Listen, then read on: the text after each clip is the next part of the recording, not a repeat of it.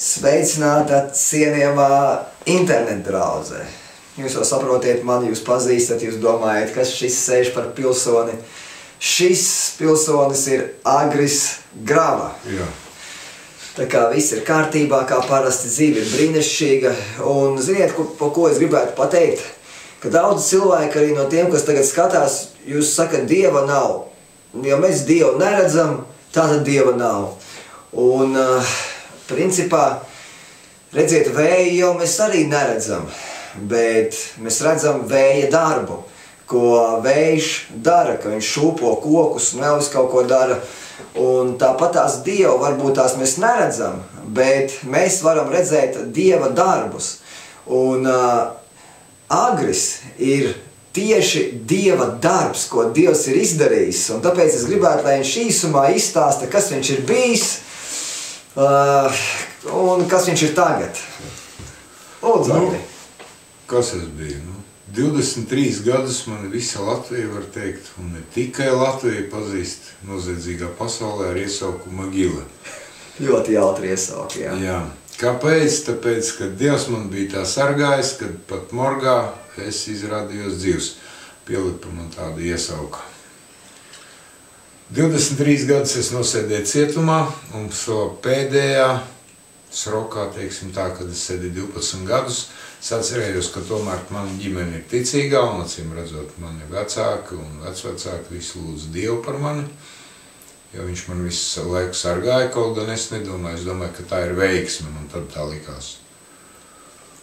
Un šodien dienā es esmu draudzē, kalpoju kā mācītājs Salaspilī, un Dievs ir, un tas nav vējš, tas ir reāls Dievs, kuru var redzēt, var sataustīt, var apskatīties apkārt un ieraudzīt it visā.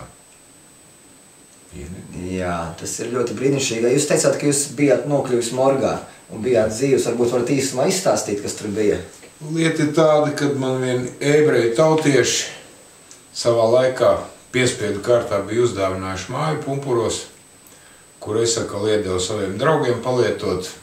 Man sieva atbraucot mājās, tur ieraudzīja nekārtības. Pēc kā es satikos ar tiem cilvēkiem un kautiņu brīdī vienkārši man iesita ar štangas grifu pa muguru, no galvas līdz mugurai. Un slēdziens bija, kad es esmu beigts. Man atvedu uz Gaļezeru morgu. Paldies Dievam, tas, kas uzšķiež tās miesas, tas bija aizgājis prom. Viņš atnāca no rīta uz darbu, bet es pamodos 7 no rīta no lielā augstuma, pārbiedēju visas medmāsas un aizgāju uz reanimāciju.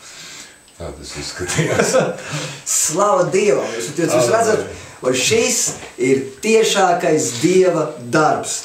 Vienkārši cilvēks bija noziedznieks, tas pats arī kā es, protams, man nesanāca tik daudz pasēdēt, paldies Dievam, bet, ja cilvēks 23 gadus bijis cietumā, un tagad viņš ir mācītājs, jo ļoti bieži, saprotiet, Dievs mūs izvelk ārā no miskastes, kur mēs atrodamies, ja mēs atļaujam Dievam to izdarīt, un izmaina mūsu dzīvi pilnīgi radikāli.